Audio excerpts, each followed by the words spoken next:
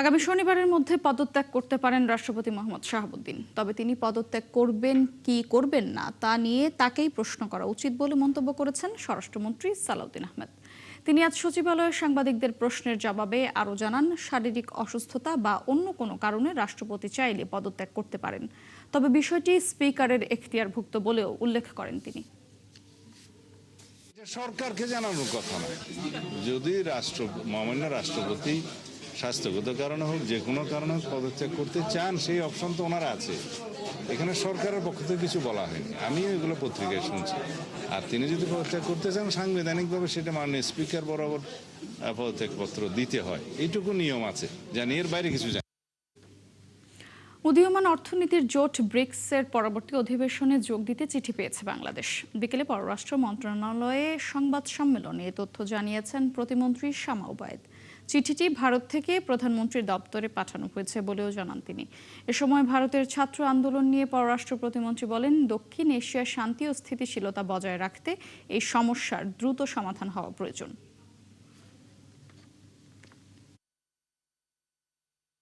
অবশ্যই আনুষ্ঠানিক আমন্ত্রণ আমাদের পররাষ্ট্র মন্ত্রণালয়ে এসেছে, আমরা সেটা মাননীয় প্রধানমন্ত্রীর দপ্তরে পাঠিয়েছি। একটি গণতান্ত্রিক সরকার হিসেবে, গণতান্ত্রিক রাষ্ট্র হিসেবে আমরা আশা করব যে ভারত আরেকটি বিশ্বের বৃহত্তম একটি গণতন্ত্র, সেই গণতান্ত্রিক সরকার হিসেবে তারা তাদের জনগণের অবস্থান দেখবে এবং সমস্যা সমাধানের দিকে দ্রুত গতিতে আগাবে। সাবেক রাষ্ট্রপতি জিয়াউর রহমান হত্যা মামলার অন্যতম আসামি বরখাস্তকৃত মেজর মোজাফফর হোসেনকে এবার আন্তর্জাতিক অপরাধ ট্রাইব্যুনালের মানবতাবিরোধী অপরাধের মামলায় গ্রেফতার দেখানো হয়েছে। আজ কড়া নিরাপত্তায় তাকে আদালতে হাজির করা হলে প্রসিকিউশনের আবেদনের প্রেক্ষিতে আদালত তাকে গ্রেফতার দেখানোর আদেশ দেন।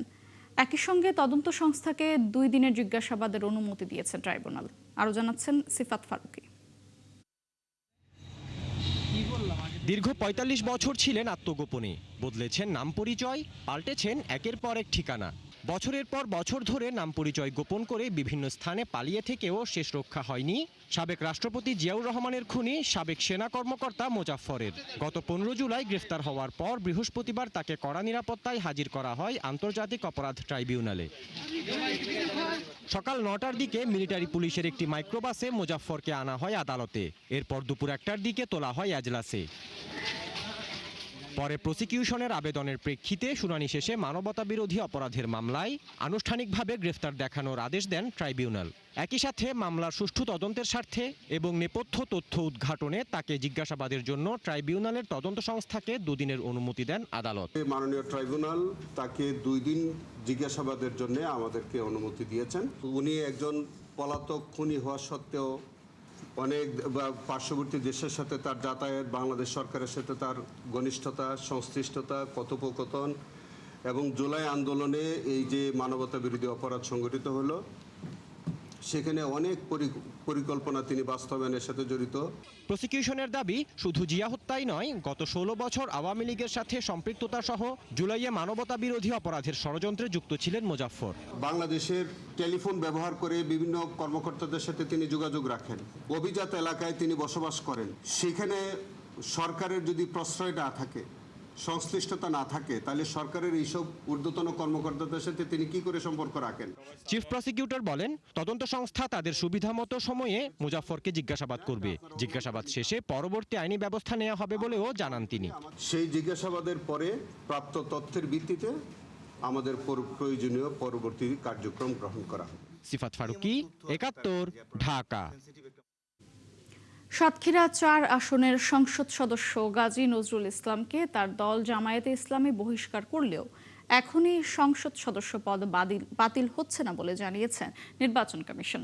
শুধু দলের বহিষ্কারের ভিত্তিতে এমপি পদ নিয়ে ইসি সিদ্ধান্ত দেবে না বলেও জানান তিনি। ইসি বলেন, সংসদ থেকে নির্বাচন কমিশনে বিষয়টি পাঠানো হলে উভয় পক্ষের বক্তব্য শুনে সংবিধান ও আইন অনুযায়ী সিদ্ধান্ত নেওয়া হবে। এদিকে বৃহস্পতিবার বিকেলে গাজী নজরুল ইসলামের বিরুদ্ধে ব্যবস্থা নিতে নির্বাচন কমিশনকে চিঠি দিয়েছে জামায়াত। ফারজানা আক্তারের প্রতিবেদন। সামাজিক যোগাযোগ মাধ্যমে ভিডিও ছড়িয়ে পড়ার কারণে আলোচনায় আসেন সাতক্ষীরা 4 আসনের সংসদ সদস্য গাজী নজরুল ইসলাম। এই ঘটনায় তাকে দল থেকে বহিষ্কার করে জামায়াতে ইসলামী। এরপর তার সংসদ সদস্য পদ নিয়ে উঠেছে প্রশ্ন। আইন অনুযায়ী সংসদ সদস্য নিজ দল থেকে পদত্যাগ করলে বা সংসদে দলের বিপক্ষে ভোট দিলে তার সংসদীয় আসন শূন্য হবে।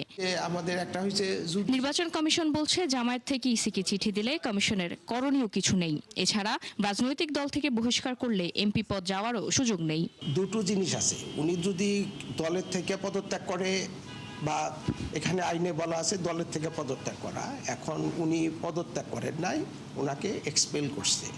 এই এক্সপানশন পদত্যাগের মধ্যে আসে কিনা এটা একটা বিশ্লেষণের বিষয়, কন্ট্রোভার্সিয়াল একটা বিষয়। যদি এই ধরনের কিছু আমাদের কাছে আসে তাহলে তখন আমরা এটার উপর আমাদের নির্বাচন কমিশন তার সিদ্ধান্ত জানাবে, এবং সেই জিনিসটা আসতে হবে পার্লামেন্ট থেকে। কোনো পার্টির মধ্যে থাকলে আমার যতদূর মনে পড়ে, আমি যতদূর বুঝি, নির্বাচন কমিশনের এর উপর খুব একটা করণীয় নেই। মরাল টার্পিচুটের জন্য যদি কেউ শাস্তিপ্রাপ্ত হন তাহলে তিনি বাড়িতে হবেন। তো তিনি তো এখনও তো ওইভাবে বাড়িতে হন নাই, তার শাস্তি হয় নাই। কাজে এটার জন্য নির্বাচন কমিশনের কিছু করণীয় আছে বলে আমার মনে হয় না। কমিশনার জানান, সংসদ থেকে চিঠি পেলে আইন অনুযায়ী ব্যবস্থা নিতে পারে ইসি। আর্টিকেল 65 হচ্ছে দলের থেকে যদি মেম্বার থেকে পদত্যাগ করে, এটা ইসির কাছে কখনোই আসবে না। উনি মেম্বার থেকে পদত্যাগ করেন, পার্লামেন্ট থেকে পদত্যাগ করবেন, কিন্তু উনি যদি দলের থেকে পদত্যাগ করে তাহলে সেই বিষয়টা নির্বাচন কমিশনের কাছে আসবে। 70 অনুযায়ী যদি উনি পদত্যাগ করেন তাহলে এই 70-র এই বিষয়টা একটা ডিসপিউট, সেই ডিসপিউটটা পার্লামেন্ট নির্বাচন কমিশনের নিকট রেফার করলে নির্বাচন কমিশন সে ব্যাপারে যথাযথ তদন্ত করব বা শুনানি করব, ব্যবস্থা করব। 75 বছর বয়সী নজরুল ইসলাম সাতক্ষীরা 4 আসনে 1991 সালে প্রথমবার সংসদ সদস্য হন। এবার তিনি তৃতীয়বারের মতো নির্বাচিত হয়েছেন। ফারজানা আক্তার, 71, ঢাকা। এদিকে বিয়ের কথা বলে ধর্ষণ মামলায় এনসিপি চট্টগ্রাম মহানগর শাখার আহ্বায়ক কমিটির সদস্য আফতাব মজুমদার জয়কে গ্রেপ্তার করেছে পুলিশ। বুধবার রাতে শহরের হালিশহর থানার বিডিআর মাঠ এলাকা থেকে তাকে গ্রেপ্তার করা হয়। মামলার অভিযোগে বলা হয়, চট্টগ্রাম আগ্রাবাদ মহিলা কলেজের এক শিক্ষার্থীর সঙ্গে ফেসবুকে আফতাবের পরিচয় হয়। পরে সেই মেয়েকে বিয়ের প্রতিশ্রুতি দিয়ে তার সঙ্গে প্রেমের সম্পর্ক করেন জয়, তবে পরবর্তীতে তাকে বিয়ে করতে অস্বীকৃতি জানায়। এ ঘটনায় গত 19 জুলাই মামলা দায়ের করা হয়। সে মামলার ভিত্তিতেই গ্রেপ্তার করা হয় আফতাব জয়কে। আছেন 71-এ চলছে সংবাদ সংযোগ। প্রধানমন্ত্রী তারেক রহমান বলেছেন, 2034 সালের মধ্যে দেশকে $1 ট্রিলিয়ন অর্থনীতিতে নিতে কাজ করছে সরকার। বলেন, শুধু আকর্ষণীয় বিনিয়োগের জন্য নয়, বরং তার সরকার বিনিয়োগকারীদের সঙ্গে টেকসই বাণিজ্য সম্পর্ক করতে চায়। বৃহস্পতিবার চিনমৈত্রী আন্তর্জাতিক সম্মেলন কেন্দ্রে বিদেশি বিনিয়োগ নিয়ে এক সম্মেলনে এসব কথা বলেন তিনি। দেশে ব্যবসা ও বিনিয়োগের সুষ্ঠু পরিবেশ নিশ্চিতে সরকার বদ্ধপরিকর বলেও জানান প্রধানমন্ত্রী। শফিকুল হকের প্রতিবেদন। স্বল্পোন্নত দেশের মর্যাদা থেকে উত্তরণের পরবর্তী ধাপে প্রবেশের প্রস্তুতি নিচ্ছে বাংলাদেশ, যেখানে বৈদেশিক প্রত্যক্ষ বিনিয়োগ আর বিনিয়োগকারী ও নীতি নির্ধারকদের মধ্যে কার্যকর সংলাপ ও পারস্পরিক সহযোগিতা আগের যে কোনো সময়ের তুলনায় গুরুত্বপূর্ণ। এমন প্রেক্ষাপটে রাজধানীর বাংলাদেশ চীনমৈত্রী সম্মেলন কেন্দ্রে driving foreign investment for jobs and prosperities in Bangladesh নিয়ে আন্তর্জাতিক সম্মেলন ও ইনভেস্টর্স এক্সপোতে যোগ দেন প্রধানমন্ত্রী তারেক রহমান। মূল সম্মেলন শুরুর আগে ইনভেস্টর্স এক্সপো পরিদর্শন করেন প্রধানমন্ত্রী, মতবিনিময় করেন অংশগ্রহণকারী প্রতিষ্ঠানগুলোর প্রতিনিধিদের সঙ্গে। অনুষ্ঠানে দেয়া বক্তব্যে রাজনীতিতে প্রবেশের আগে ব্যবসায়ী হিসেবে নিজের ব্যক্তিগত অভিজ্ঞতার কথা তুলে ধরেন প্রধানমন্ত্রী।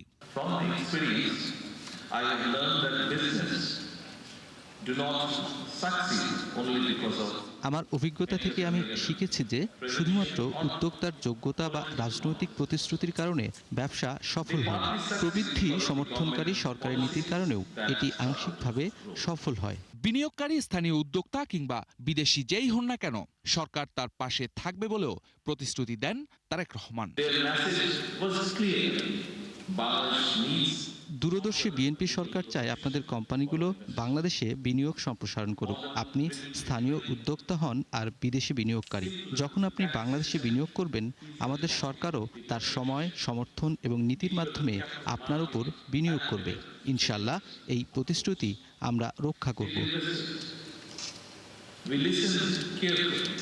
অনেক প্রতিবন্ধকতার মধ্যেও উল্লেখযোগ্য শক্তি রয়েছে উল্লেখ করে সম্মিলিতভাবে বাংলাদেশকে টেকসই সমৃদ্ধির জন্য প্রস্তুত করবে বলেও আশা করেন প্রধানমন্ত্রী।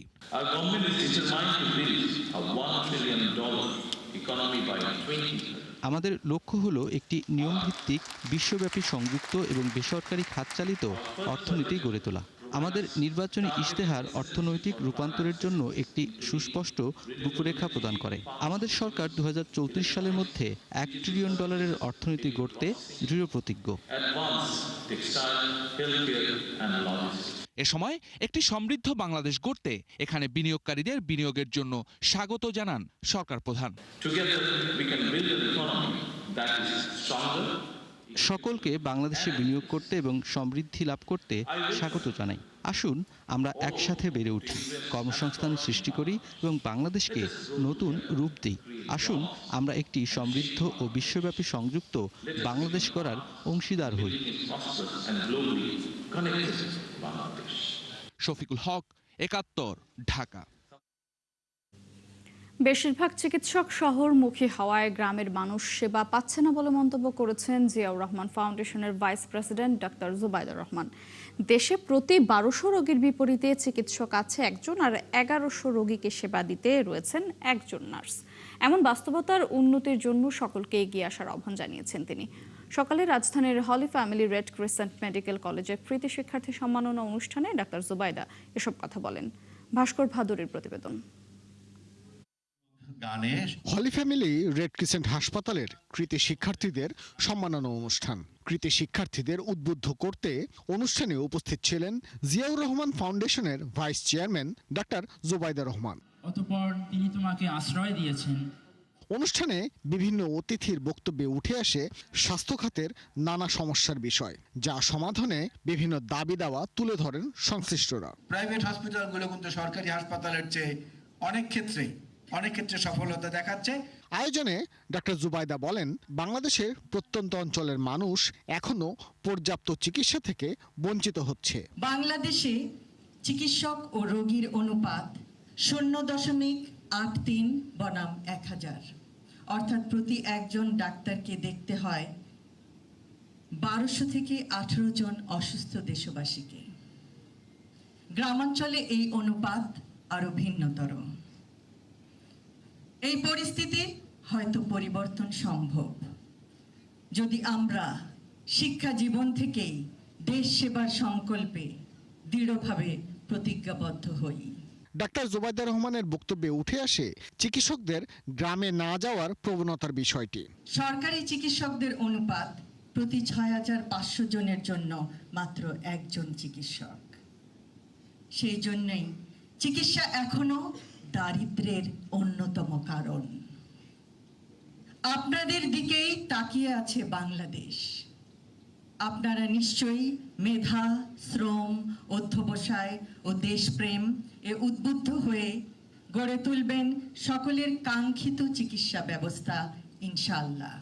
আগামীর বাংলাদেশে চিকিৎসার অভাবে যাতে কেউ প্রাণ না হারায় সেই বিষয়ে লক্ষ্য নিয়ে কাজ করতে স্বাস্থ্য খাতের সবাইকে আহ্বান জানান ডক্টর জুবাইদা রহমান। স্মৃতি বিজড়িত হলি ফ্যামিলি রেড ক্রিসেন্ট। ভাস্কর ভাদুরী, একাত্তর, ঢাকা। আগামী শনিবার পর্যন্ত দেশের বিভিন্ন স্থানে থেমে থেমে বৃষ্টি হবে বলে জানিয়েছে আবহাওয়া অধিদপ্তর। এরপর 27 জুলাই পর্যন্ত কিছুটা কমলেও পরে আবারও বৃষ্টিপাতের পরিমাণ বাড়তে পারে। এছাড়াও আগামী 24 ঘন্টায় চট্টগ্রাম ও বরিশাল বিভাগের বিভিন্ন এলাকায় ভারী বৃষ্টির পূর্বাভাস রয়েছে। এই কারণে সংশ্লিষ্ট এলাকার নদী বন্দরগুলোকে 1 নম্বর সতর্ক সংকেত দেখাতে বলা হয়েছে। মামুন হোসেনের রিপোর্ট। সক্রিয় মৌসুমি বায়ুর প্রভাবে গেল কয়েকদিন রাজধানী সহ দেশের বেশিরভাগ এলাকায় থেমে থেমে বৃষ্টি ও বজ্রবৃষ্টি হচ্ছে। অতিরিক্ত বৃষ্টির কারণে ভোগান্তিতে পড়তে হয়েছে অফিসগামী মানুষ, পথচারী সহ শিক্ষার্থীদের। সবচেয়ে বেশি দুর্ভোগে পড়েন শ্রমজীবী ও নিম্ন আয়ের মানুষেরা। একটু তো প্রবলেম ফেস করতেই হচ্ছে, যখন বৃষ্টি হয় তখন তার ওই স্বাভাবিকভাবে চলাফেরা করা যায় না। সো কিছু করার নাই, এখন অ্যাডাপ্ট করে চলতে হয় আমাদের। যারা বের হচ্ছেন তাদের স্বাভাবিক যেখানে যাত্রা করার কথা সেই যাত্রাগুলি ব্যাহত হচ্ছে এই বৃষ্টির কারণে। বৃষ্টির কারণে মনে করেন যে ভাই কাস্টমার হয় না, বেচা কিনা আগের মতো হয় না, এখন কম হয়। আবহাওয়া অধিদপ্তর জানিয়েছে বাতাসে আর্দ্রতা ও বায়ুমণ্ডলের অস্থিতিশীলতার কারণে ঢাকাসহ দেশের বেশ কিছু এলাকায় থেমে থেমে বৃষ্টি হচ্ছে।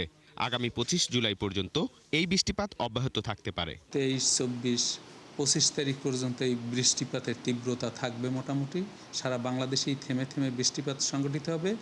25 তারিখের পর থেকে বৃষ্টিপাতের তীব্রতা অনেকাংশে কমে যাবে। 27 তারিখ পর্যন্ত বৃষ্টিপাতের তীব্রতা বহুলাংশে কম থাকবে, কিন্তু যেহেতু বর্ষাকাল ডেলি একবার দুইবার বৃষ্টিপাত হবে বিচ্ছিন্নভাবে। এছাড়া আগামী 24 ঘন্টায় চট্টগ্রাম ও বরিশাল বিভাগের বিভিন্ন এলাকায় ভারী বৃষ্টিপাতের পূর্বাভাস দিয়ে সেখানকার নদী বন্দরগুলোকে 1 নম্বর সতর্ক সংকেত দেখাতে বলা হয়েছে। পাশাপাশি পাহাড় ধসের আশঙ্কাও রয়েছে বলে জানায় আবহাওয়া অধিদপ্তর। এইসব অঞ্চলের অভ্যন্তরীণ নদী বন্দরে যেহেতু অনেক নৌযান চলাচল করে, সেখানে তারা অস্থায়ীভাবে দমকা বাতাস বা ঝোড়ো হওয়ার সম্মুখীন হতে পারে। সেই কারণে খুলনা, বরিশাল, পটুয়াখালী, নোয়াখালী, কুমিল্লা, চট্টগ্রাম, কক্সবাজার এবং সিলেট এই অঞ্চলের নদীবন্দরকে 1 নম্বর সতর্কতা সংকেত দেখিয়ে যেতে বলা হয়েছে। যদিও সংস্থাটি বলছে শক্তিশালী এল নিনোর প্রভাবে এবছর স্বাভাবিকের চেয়ে কম বৃষ্টিপাত হওয়ার সম্ভাবনা রয়েছে। মামুন হুসাইন, 71, ঢাকা। দর্শক, চলছে সংবাদ সংযোগ। সরাসরি সংবাদ অনুষ্ঠান দেখতে চোখ রাখুন 71 ফেসবুক পেজ এবং সাবস্ক্রাইব করুন 71 ইউটিউব চ্যানেল। থাকুন 71 সাথে।